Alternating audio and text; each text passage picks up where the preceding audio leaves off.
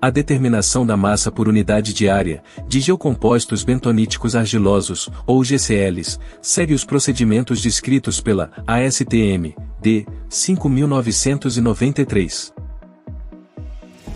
A amostra recebida no laboratório deve estar em condições satisfatórias e representativas do produto fabricado ou entregue. Para a realização do ensaio, são necessários: estufa com circulação de ar, capaz de manter temperatura de 110 graus Celsius. Balança com precisão de 0,01 gramas. Recipiente. Molde de corte.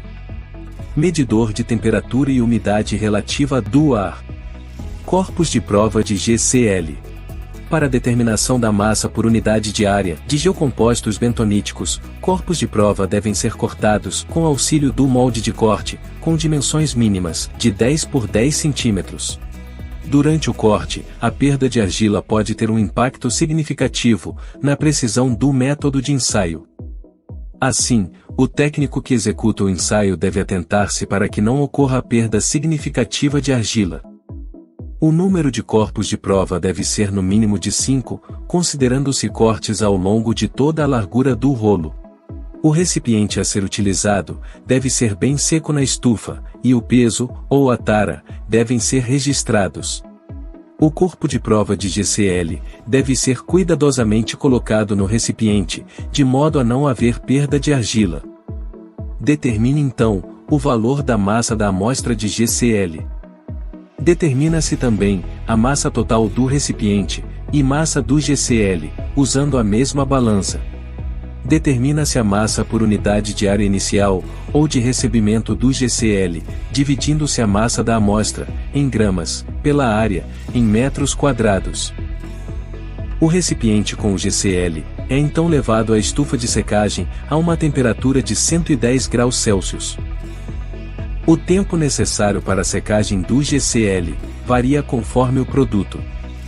Deve-se garantir, portanto, que a massa seca do GCL esteja constante.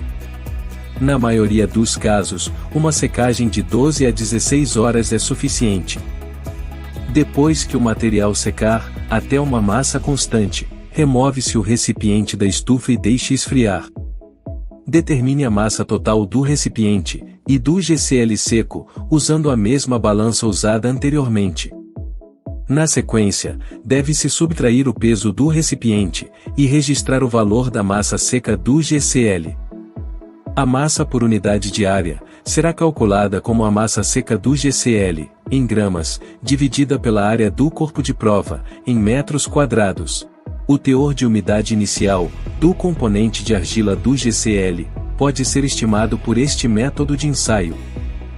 A massa por unidade diária do componente argila do GCL pode ser estimada, subtraindo-se os valores de massa por unidade diária dos geotêxteis superior e inferior do GCL, da massa por unidade diária seca do GCL.